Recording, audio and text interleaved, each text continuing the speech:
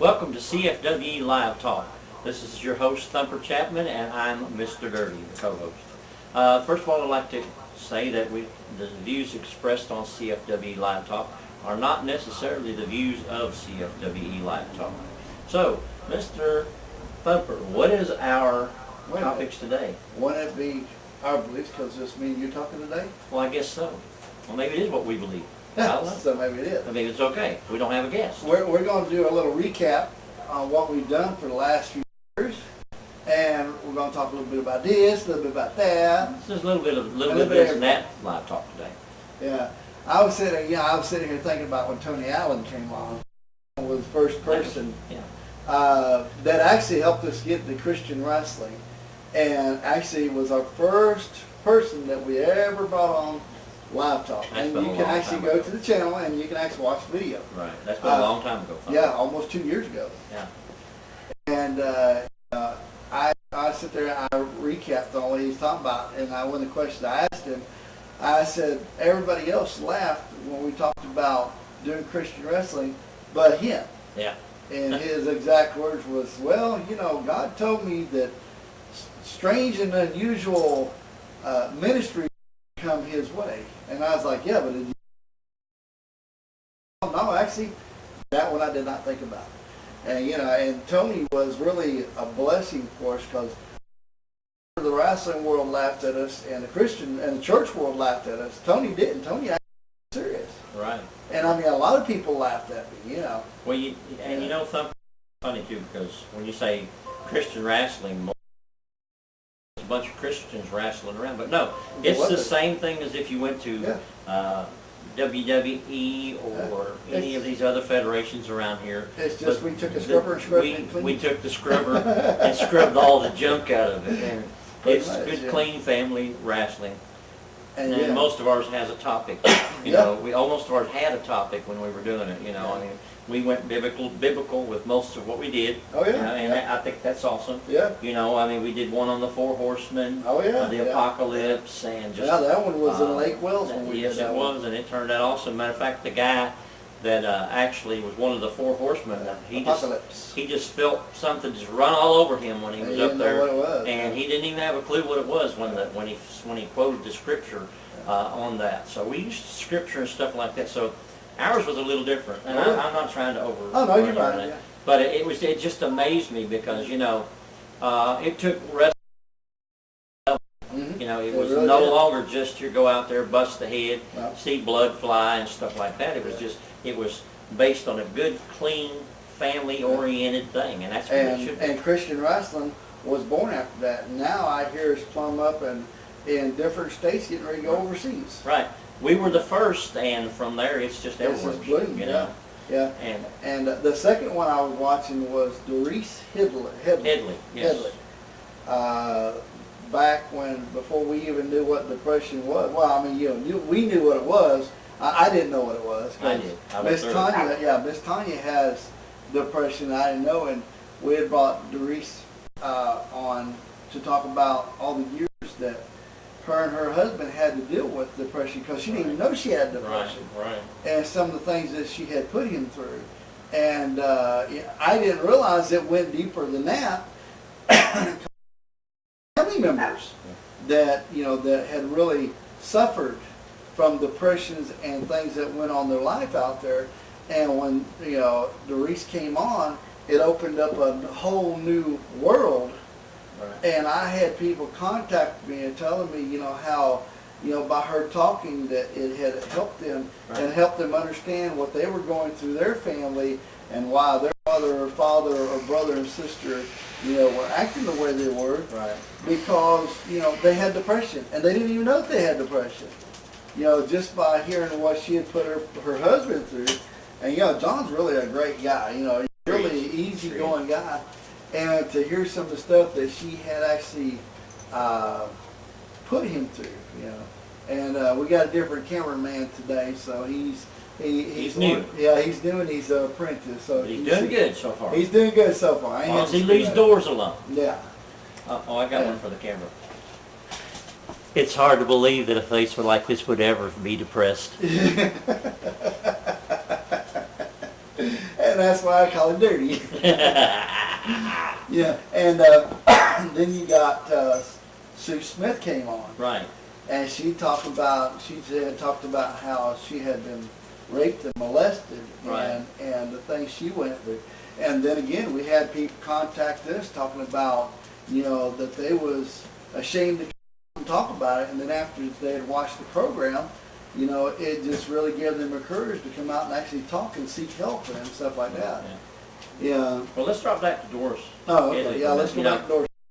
Funny thing about that, and all jokes aside, we had family members contact us even after that said, we never realized that Doris was depressed. Yeah. So, I mean, so it reached out and it touched people that normally wouldn't. Things of why, for instance, maybe Doris was like she was, and it helped that. And I mean, we're very compassionate about people that have been abused and stuff like that, because it goes on more than you even realize. Yep. I mean, even in the church world, there's abuse, and it's just probably hidden better. Oh yeah. Well, that's like you take yes, I'm gonna go there. Most of your strippers, a lot of your strippers, if you go ask them how they get it, they were actually abused by men or women or somebody that made them feel like that's all they're good for, is actually just to go out and show the body. Kind of made them feel worthless. Yeah, pretty much. Useless. Yeah. No, I understand that. I get that. And that's like when Miss Tanya came on. And for a lot of ones you don't know, Miss Tanya's my wife. She had and we didn't even know she was bipolar and manic depressive. Right. I mean, I thought my wife was just going crazy. Yeah. And when Doris and when Doris came on, it actually got her to seek help, and she was able to get put on the medication that she needed. And if I'm not mistaken, your son too. Oh yeah, my son too. Yeah, and my wife, I mean, she's back to the woman I married 17 years ago. I mean, she's a great person now, and she was still a great person, even though she had bipolar and manic depression. We just didn't know what it was, and I'm not gonna lie, I still fully don't understand it, because I'm not a depressed person, but it's a learning experience every day. Exactly. And for all you beautiful ladies out there, I'm not married, I'm single, I'm available. Yes. Just saying, putting it out there. The paperwork is in. He is on the market. Yeah, and I will give you his phone number. No, he will not give you. All emails are accepted. Yeah, so you can give him their emails, and then you can. He'll forward them to me. Yeah, and I'll let him give you his email. He's already had so many women. It's terrywswa2@gmail.com. He's already had so many women contact him. He already has to get a black book and start a schedule on him. I have no black book, ladies. Yeah. Oh, you're going to tell me that you have not went on a couple of dinner dates? Well, yeah. Doesn't necessarily mean that they were the women for me. He's just hard to catch. But it was strictly platonic. Nothing happened. He's a hard one to catch him. You got to really run fast and run hard. Or trip me one. Or trip him. If you go with a slingshot, you'll catch him. Well, no slingshots. Hit him in the back head. I got him. I have a bald head, so you'll leave a mark. Yeah. It kind of reminds me of the old 1970s Benny Hill. Whenever they used to, Benny Hill would go running around circling, he'd have all these group of women chasing him all over the place, and he'd run all over England trying to get away from him, and there'd be one trip him, one throw something, knock him down, okay, think he got him, he'd get away. Yeah, that's kind of like the old comedy. Mr. Dirty. Yeah, so that was kind of like the old comedy skit. Yeah. And but I want to jump to Sue for a second. Man, they'll be rewinding that to find out my Gmail. Oh yeah. No, you're not gonna get mine. It's called the rewind. Yeah. And what's funny is I grew up with Sue. I went to school with Sue. I never knew that about Sue. And then I bet I won't get an email one. Yeah, right. You're just why I see them Canadian women going, what's that number again? Yeah. BR549. Yeah. And and I never knew that about Sue. Because I always thought Sue was a happy-go-lucky person, but Sue suffered from depression from it, and the drugs and stuff like that. Yeah, because she said it made her feel like she was beneath and not good enough for any man, because she was. Basically tainted, she was abused. She was damaged goods, and that's not necessarily. And for any of you ladies out there or guys that's been through that, you're not tainted goods. Don't ever think that. Any man is lucky. Let me say, I don't believe in luck. Is blessed to have you, you know, in a relationship. So, but you know, it's and that's go out there and see what's wrong with him because he's hollering out there. I had a dog out there going, I'm just wondering if he saw my other son. So you're probably going to hear dogs for a few minutes, so just ignore them. Yeah. Cameraman had to go chase him. Yeah. So yeah, we're doing this in our home today because yes, I ain't gonna lie, I'm bumming it today. I did not put my shirt on. I got you can tell, yeah, Mr. Dirty I ain't got no shoes on. Never bums it. Wearing yeah, nice clothes. He's got on dirty. his $500 shoes, and you know. So sometimes we just look at the camera and say, you know what, let's do a live talk. I'm like, okay, I'll go like I am. So far I've been putting my pants and shirts on. As long as he doesn't take his shirt off, ladies. Yeah, exactly. Yeah, you'll be going. So yeah, but it amazed me, you know.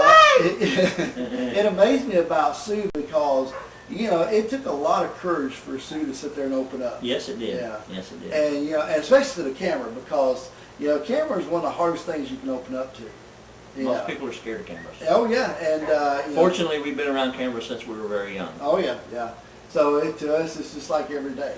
Like putting on a pair of socks. Exactly, yeah, yeah. And just listening to her story, you know, and I think you was actually going to I was in Oklahoma actually, and I am a minister, and I do go out and evangelize from time mostly during the summer months. So sometimes during the summer months, if you don't see me, it's because I'm out and I'm preaching and stuff like that. Yeah. How could a dirty guy like me be a preacher, right? Well, I can.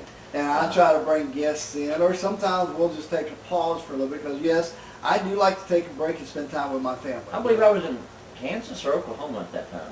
You were somewhere up there. I sure wasn't around here. I kind of got lost because if you go back and watch the video, I think I was telling you was in Alabama. So if you want me to come to Alberta, Canada, just contact me on my email. Yeah.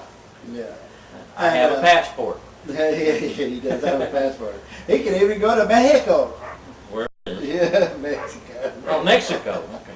Mexico, not Mexico. Yeah. Mexico?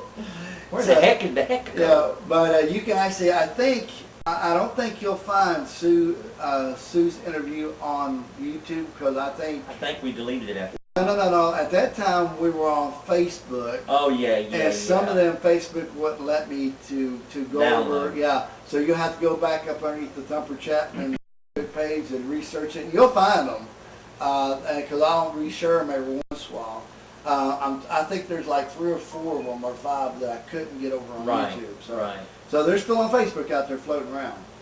In Facebook land. Oh yeah, out there in Facebook land. Well, and so you got to realize sometimes Facebook won't allow you to put stuff on there because of the content material, and you know, abuse might be one of those things. Oh even though there's nothing. Well, no, it wouldn't even let me download a computer and transfer it over. It just wouldn't let me do it. So I'm like, well, okay. Most that's drive me nuts. Yeah. And so anyway,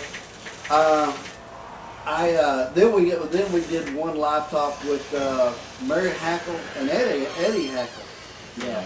About the drug abuse, you know, that their kids and what it went through and put them through. And you know, just to hear the story of our brother Snuffy Smith came in. Yeah, Snuffy Smith. Yeah. He said, "I don't want to get on camera." We call him Poppy Smurf. Papa Smurf. Poppy. No, it's Peppy Smurf. You know, not Puppy. It's Peppy. Peppy Smurf. Mr. Peppy Smurf. Yeah. And so if you see the camera get jiggled, that means his kid just hit it with the chair. So yeah. They don't realize we're actually on live TV right now. So, right. Yeah, they're all dancing around like this is. And now Papa Smurf's phone's gonna ring. Yeah, a dancing thing. You should see him. He looks like a dancing Smurf behind the camera. Yeah. So yeah, but Mr. Hackle, I always call him Heckle, but it's actually Hackle. Hackle. Yeah. Good people. They were talking about you know, how all their kids, and I wonder if they realize that here they can actually hear his conversation in the next room. He probably doesn't realize it, but they can hear his phone conversation. Yeah. Hey, Raymond, talk a little louder. They want to hear you. Yeah, they want to hear you. You know, how their sons, you know, were in drugs, and I didn't even realize that Mary and Ed was in drugs at one time. Well, I think we all were. I mean, I come from that era, but you know, but they 60s, were actually 70s, and they were actually into heavy stuff. Oh, Yeah. Well, they had drugs back in the 70s. Yeah. And, they were just inventing some of the drugs. So yeah. You know, and let's put this on a blotter and see what that does. You Yeah. follow pink elephants around for about a week. Yeah, they were sitting there talking about their time when they were into drugs and, you know, and what they put their family through. Right. And, you know, then what their sons went through in and out of prison and, you know, what they did to the family and stuff, you know, the stealing, you know. They talked about one time, I remember Mary said that I forget which one of her sons had went by and put her daughter at the time, which was a baby, in a little, what are those, wagons with all of her toys, going around selling them, trying to get drug money with her in the wagon. Yeah. Trying to sell all of her toys. Exposed her child to a bunch of stuff. Yeah, and it was actually her sister. Yeah. Right, right. And just the things, I mean, you know, what they put their kids through and stuff like that. And now, a good report, I hear that they're both off of drugs, been off for a couple of years. They're living out of state, got their own homes, doing really good. Oh, absolutely they are. They Yeah. really will. I keep in touch with Ed and Mary all the time. I see them all the time, and they can't talk about highly enough of how good that their boys are doing. You know? So yeah, so there is always a way out. You just got to find the way out. You know, you got to seek and you shall find. One of the things, first things, if there's anybody out there that is having an addiction problem, you have to change the people, places, and things that you visit and do. If you keep continuing to visit the people that do that stuff, or the places where you do that stuff, and the things that you do when you're around that stuff, you're not going to get away from the addiction. You have to change all that completely. Oh yeah, yeah. You know. Yeah. And Well, that that's comes what from it was. sponsoring somebody that actually was on meth. Well, you know, somebody asked me one time about alcohol. How did I quit the alcohol? I was like, well, I said AAA never would work for me.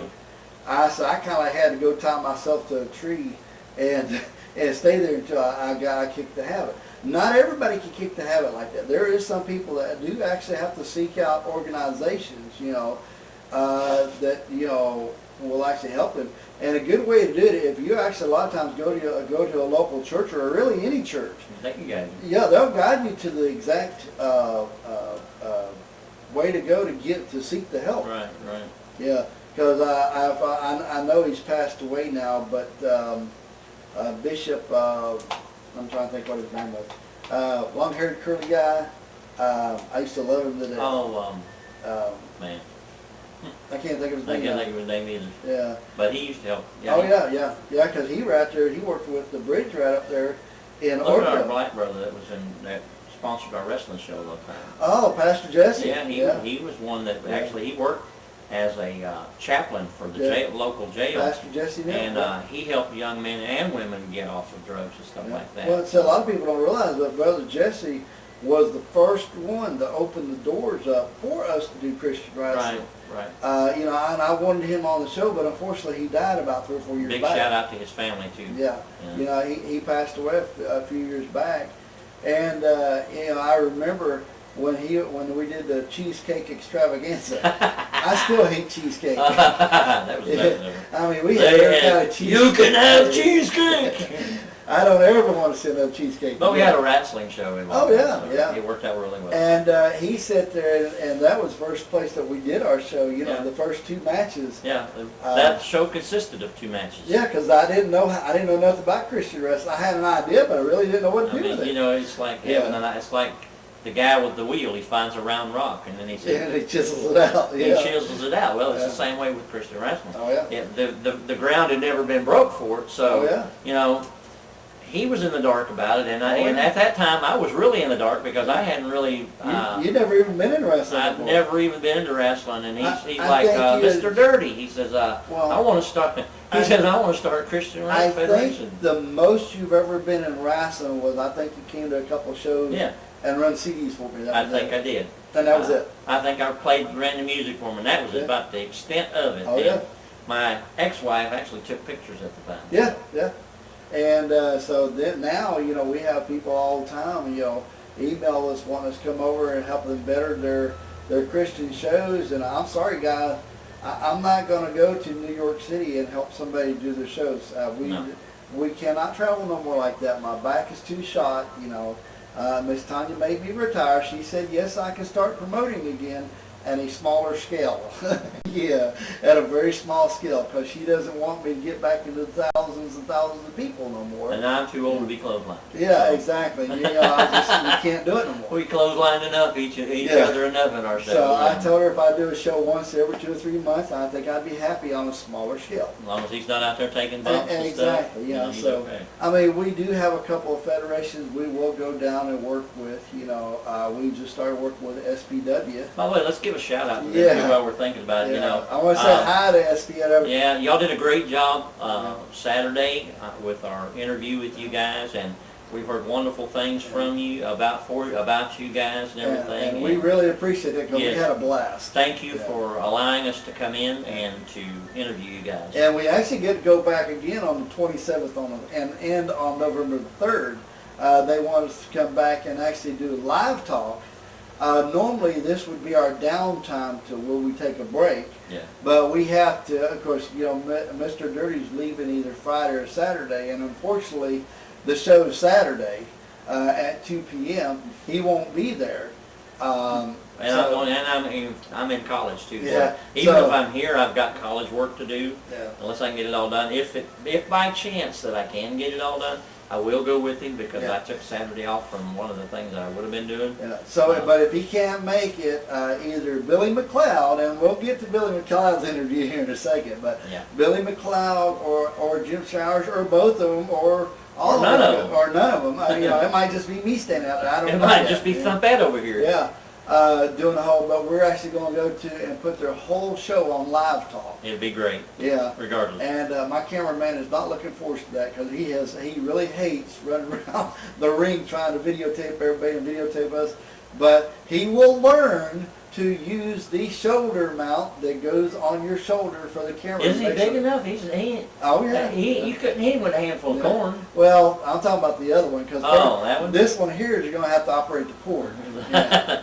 So that's going to be fun. The other one? Oh my God. Yeah. He sits there and turns the camera on and he's like, it was funny, like a duck, like a goose. He wakes up to a new world every morning. First time that he had actually used the shoulder mount, me and Jim Shires was sitting here doing live talk, and you was doing Oklahoma, and you would actually sit there and watch the camera go up, go down, because the way it sits is every time you breathe. Every time he breathed, he didn't realize you put the camera here, not here, because you inhale, exhale, inhale, exhale. Everybody's getting dizzy.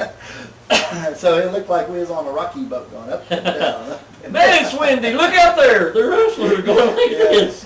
And so that was kind of an interesting live talk. So I got to pick on him because he always said, you know, because it is my son that operates the cameras. Both of my sons, yeah. And so I get to pick on him extra good. And it was so hilarious because we watched the camera go up and down, yeah. But and Saturday he had to stand up on top of a. I don't know what that thing was. I'm not sure what it was, but it was made of marble. I want to say it was a cabinet. It was a cabinet of some sort, but he had to stand on top of it in order to not get knocked down by wrestlers. But did I not tell him before we left, son? Grab that shoulder mount because you're gonna need it. Oh no, Dad, I can use the tripod. And what wound up happening? He had to take it off the tripod and run around with it in his hand. So he needs to learn. And had to get up on top of stuff because let me tell you something. Them guys, if you'd have been there, they were like shoulder, like thumper. Yeah, we were like they this. were like this. Oh yeah. And they were nose to nose like this. Oh yeah, yeah. And we were at the middle of saying, "Hey guys, break it up. Too tight, too tight, too tight." Oh, but we had a blast. Oh yeah. Because him and I, even though we can't tag team anymore in wrestling, we were tag teaming on that tag we were tagging bad. Oh, it was fun. They found out what the version of a heel really is when you get two brothers as a tag team. Yeah, heel. they're both heels. Oh yeah. We broke that ground on heels because we really showed them what a heel was. And the bad part about it was when we were wrestling, we were both heels. Oh yeah. So it made it even worse. Oh yeah. So yeah, and the two tag teams that we were actually interviewing were both heels. Yeah, they're both. And we actually made the heels want to kill each other. Want to kill each other. So hey, you're good when you can make the heels want to. The bad guys, well, they don't know what heels are, so we'll say bad guys want to kill each other. Bad guys. You know, I was kicked out of the federation because I was too good of a bad guy. I made a little kid cry. Oh. So they got mad, kicked I'm me out glad of when we had Federation. ours going on that. Oh, yeah. Listen, this is no You would have lie. got a raise. We went to we had a show, right? And then we go on. We had this show that we had like 4,000 people at. Yep. He said, you're not a good bad guy, and said, till you make the little kids mad at you. Well, I got so good at it that they were throwing rocks, soda cans, cups full of soda, anything they could get in their hands, they were throwing it at me as I went around the ring. Yeah. And I just loved it. I mean, they didn't hurt me, of course. Obviously, I have no marks. See? And Mr. Thumper didn't turn his phone down, did he? No, because I'm trying to monitor the time so we don't go over. So okay, well, you're forgetting. That's like, you know, Scotty Lovett. Me and Scotty Lovett was talking about. I knocked that kid unconscious you remember, during that show. You remember when we used to go over to Pastor Jesse's and we would do his Halloween little get together in the park over there for him. Yeah. And I remember the only two, I think we was a match short that night because everybody was going home and we had to run just a little bit longer. And I think this was before. Is that when? That's when me and him stepped in the ring. What did he call himself? Anyway. The crybaby Scotty Lovett. Yeah, I know crybaby, but I'm talking that was one of the ones where we had JJ in. Yes. And his name translated from from Spanish to the English translation meant burnt pork chop. Burnt pork chop. We picked on him all the time. Oh, all the time. And let me tell you something. All the Hispanic people, big shout out to them because when they called his name, they looked and just laughed. And called it burnt pork chop. Yeah. And, you know, these insurance salesmen are something else. You know, they don't quit. But that particular night, Miss Tanya did not like it because I had to step in the ring one more time. And I had to go against Scotty Lovett, which Scotty was actually one of my students. Right. Good kid. Yeah, he is. I don't even think he wrestles anymore. Yeah, oh yeah, he does from time to time, yeah. He's actually getting ready to wrestle. I don't know about all that. I'm hoping he is. He's going down to SPW, and he's going to be wrestle on the 3rd, I think, for them. I told him if he don't do a good job, I'm going to beat him up. I'm going to hate being out of town. But that particular night, me and him stepped in the ring, and he's like, these kids were hollering, you know, they were all about Thumper, because I guess I was a good guy that night. I don't see how, but these kids decided I was going to be a good guy. Mm. Well, it just so happened. Is that possible? Oh yeah, well, just so happened that night, Scotty. You're in a good mood. Yeah, I guess I was in a good mood. Scotty decided he wanted to drag me out of the ring and beat me in front of these kids. Now let me tell you about 5-year-olds, 6- and 7-year-olds. Whatever they have in their hand, they will fly and they will beat you with it. Okay. So that particular night, Scotty decided he wanted to take a water bottle and hit me in the head with it. Well, needless to say, 5 kids turned into about 30 kids because all these kids piled up on top of him and started beating him down. Okay?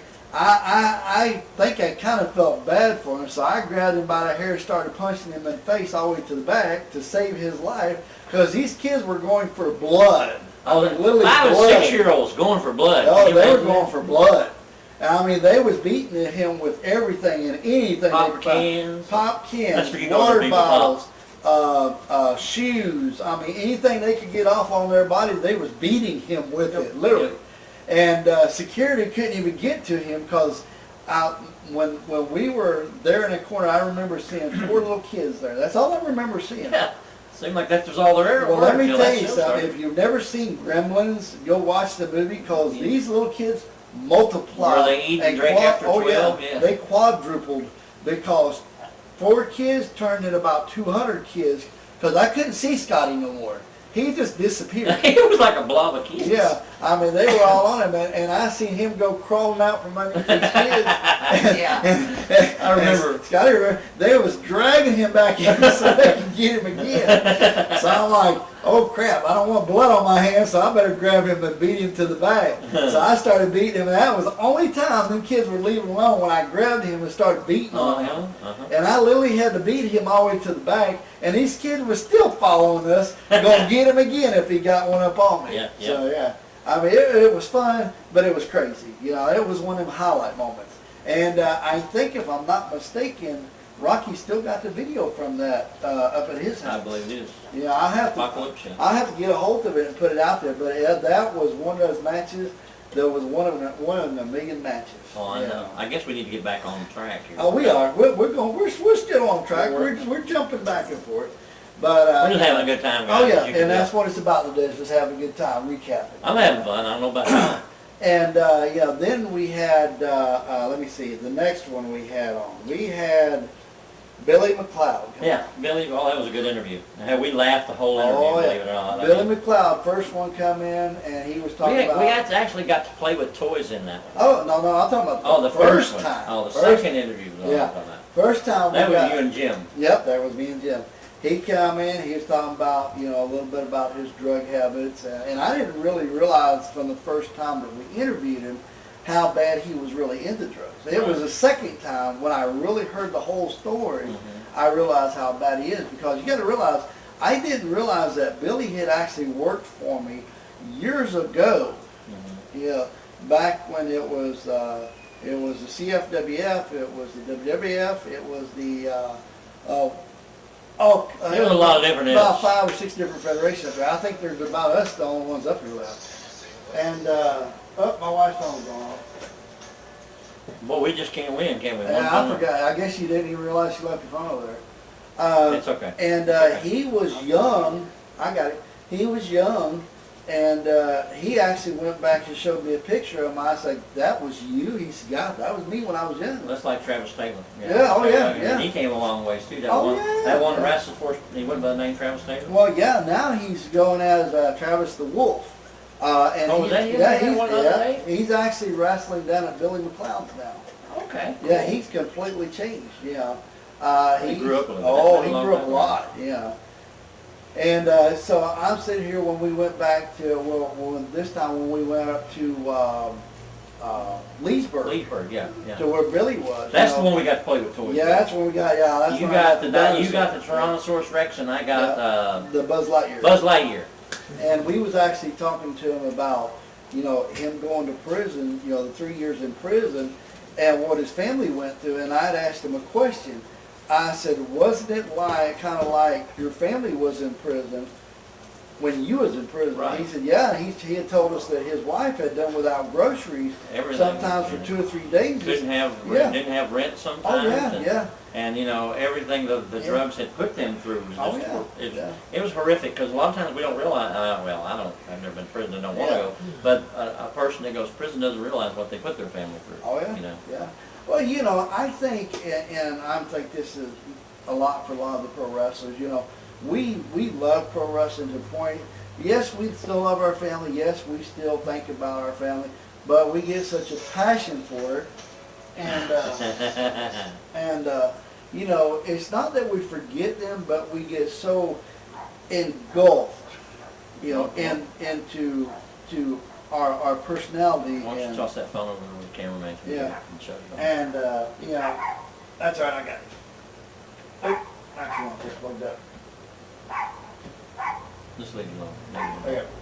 Yeah, there you go. And go over there and smack her. Sorry about that, guys. That phone keeps ringing too. Yeah. We don't want to interrupt her. And I got a Jack Russell outside. I swear, that is the ghettoest dog I've ever seen. She got to be speaking everything. She got to talk every time. She's like, hello, Daddy. Oh, yeah. Hello, Daddy. So, yeah. Can't quit jumping. Oh yeah.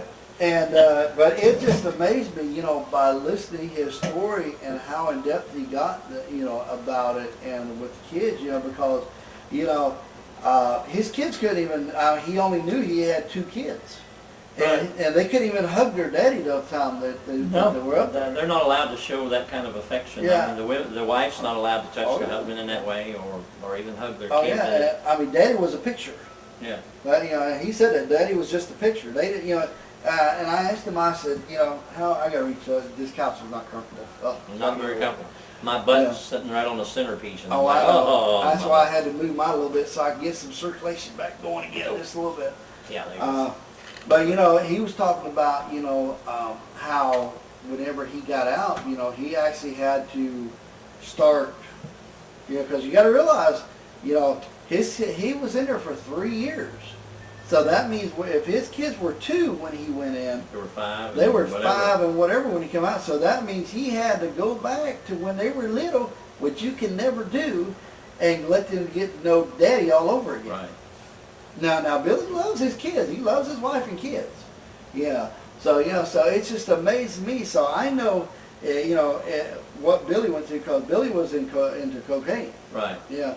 And I know if he can kick the habit, and he can come in and redeem himself, and get a job and provide for his family, anybody can. And I've heard a lot of people, well, it's just so hard because people want to knock me for my record or knock me because of my former drug addiction. That's bull hockey. Okay?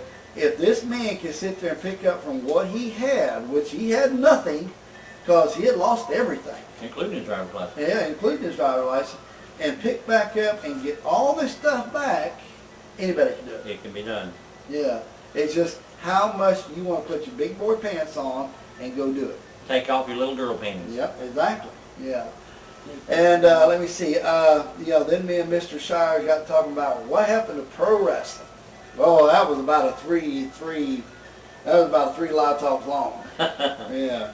Because we started from the respect and to the training, and it was just, it went horrible. Yeah. And You're just brushing that one, right? oh yeah, we're just going to brush that one. That's such a long topic there. I don't even want to get You back can spend the rest of the show talking. Oh yeah, yeah. Anyway. Just on respect, a lot of the guys used to say, I was a real hard person in the locker room, which I was. I'm a very strict person. He was. But my philosophy, and I do this with my music, I do this with my wrestling, I do this with anything I do. If you're going to use the word professional, then you better be professional. You better present yourself in a professional way.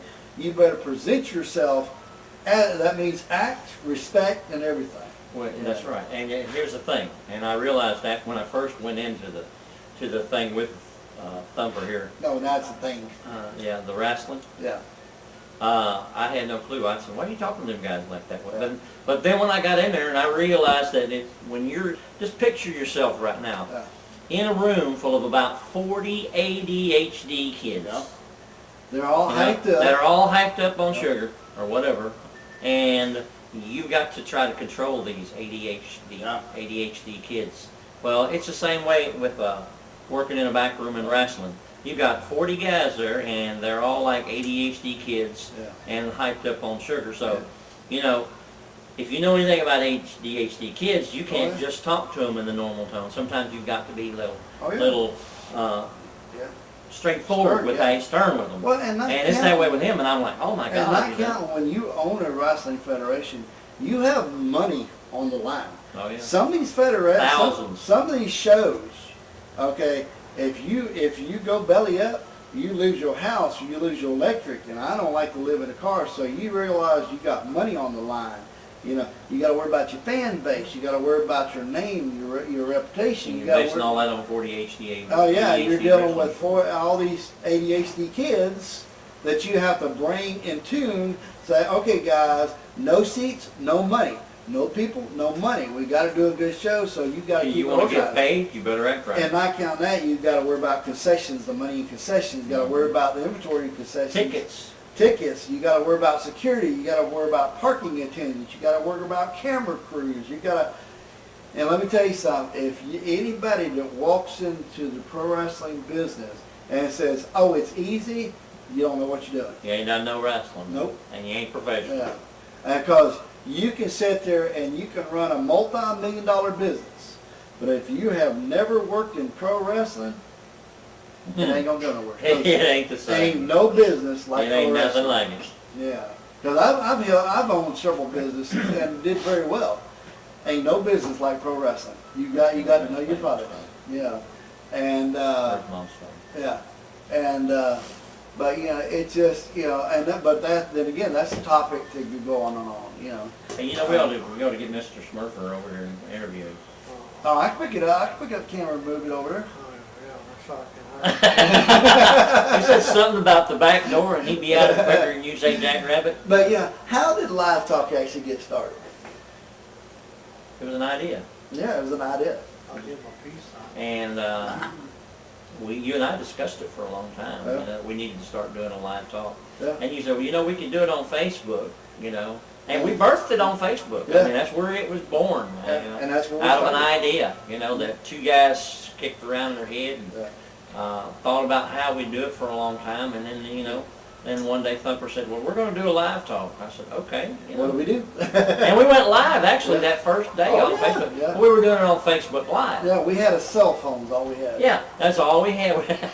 It was a Galaxy 6. Yep. And we did it all off of a Galaxy 6 phone. Yeah. And it turned out really well. I mean, for what it was. I mean, And maybe that's why I can't, no, because I cannot, there wasn't all that it one there. wouldn't make that difference. Well, that one there I put on YouTube, but the other ones I couldn't. Yeah, there's something different about the There's Galaxy something, yeah. 6. But Then all of a sudden, you believe I still have that phone? Oh, really? Yeah.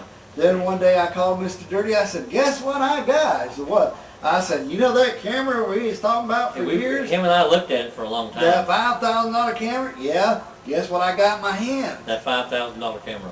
And next thing I know, you know, we wound up starting with just a little wrestling group that watched us, and next thing I know, we... Oh, it was expanded nationwide. Oh, Countries yeah, now watch us. country. You know, we've got people in Pakistan. Oh, and, yeah.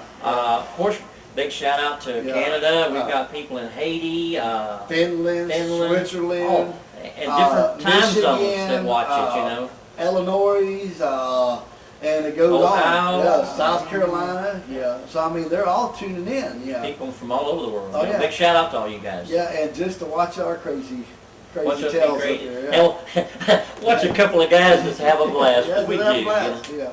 How bored can you be? I mean, come on. Hey, we're not bored. Well, I think the whole reason why I did live talk now since I sit here and think about it, was, you know, whenever they said I couldn't step in the ring no more, it really bothered me. Yeah. Yeah, because, you know, the guys know this, you miss the hype. The hype is a drug. The fans are a drug. Okay? Now just imagine all of a sudden you just cold turkey. You can't do it no more. You can't go around the ring. You can't really do nothing. And then all of a sudden I'm sitting there and I said, okay, you know, what am I good at? Well, entertainment is something we've done all of our lives. So I was like, you know what, it don't take much to sit in front of a camera. Well, at least I didn't think for us. Yeah, and then after long, guys were like coming up saying, how do y'all do that? I'm like, do what? They said, do like y'all do in front of the camera. And I'm like, what do we do? What do we do? Yeah, we just sit there and talk. Have fun. Yeah. And I guess the posture and the way we do things is just amazing because it just moves so freely. Well, we're natural. I mean, well, yeah. We just relax and have fun. That's all it is. Well, from the age of 6, you know, I was sitting on channel 13, you know, going through makeup and hair to go play drums. You know, I was in my 20s and I was down in Clearwater, Florida, recording live music. But we're not just, for those of y'all that don't know, we're not just commentators, or we don't just do live talk. No. We're actually musicians as well. Not magicians. We don't do magic tricks. We actually got a band, and it's called Revelation Winds. Absolutely. And once we get good enough to where I like it, and I like it, we'll actually go put it on Live Talk. Yeah, we're actually going to put one of them on Live Talk, and maybe just do a song or something like that, and then go into our Live Talk. But I want to put this out there.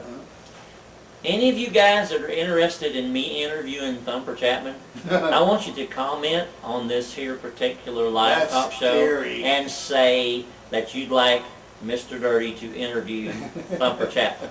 And if we get enough responses, when I get back into town from my trip, we'll do it. We'll do a live talk and I'll interview Thumper Chapman. But that sounds kind of interesting. And he didn't see that coming. I didn't see that coming. I didn't know about that one. But yeah, it's like live talk. Oh yeah, it was an idea. I just say. Yeah, but you know, it's all about.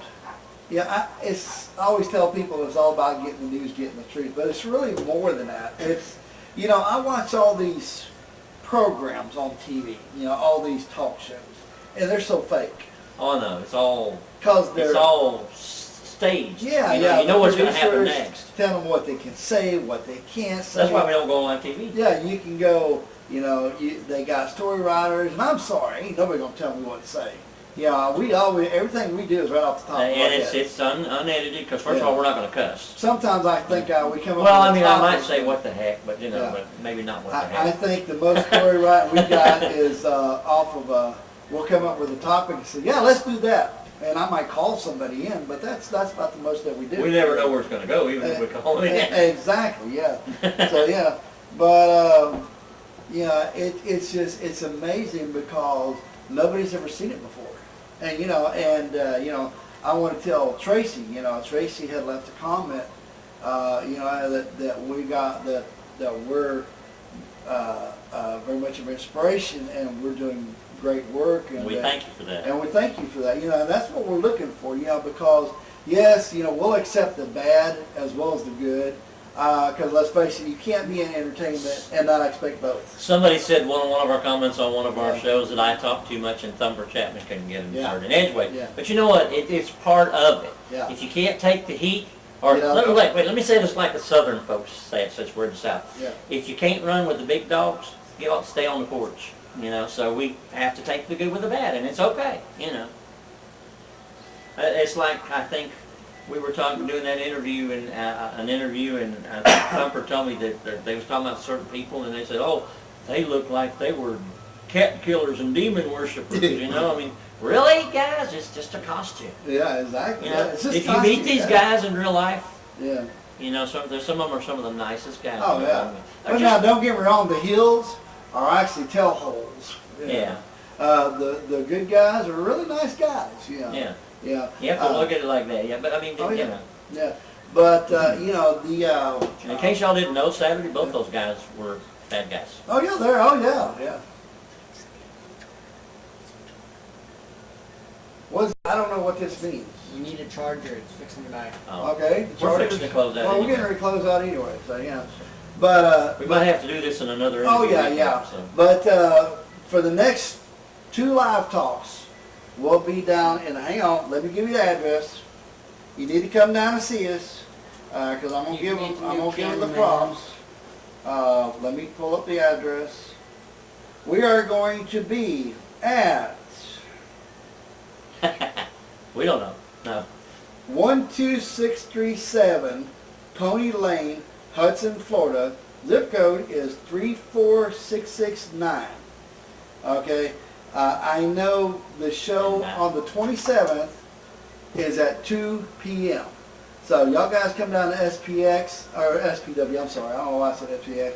SPW, come down and see Thumper Chapman and maybe Mr. Dirty. Maybe. And come down and watch live talk at the show, because yours are a great show. So this is Thumper Chapman. And I'm Mr. Dirty. Y'all guys have a great day. God bless. Take care of one another. We'll see you next time. Peace and Jesus be with you. Hey, stop. See, we made it. Ta-da! You better wait. Better start charging that battery. It was charged. Yep. So now we can look at it. Wait, Oh, Uncle hey, Terry, do you, Put your Tasmanian thing in the car. yeah, You grab the lockers back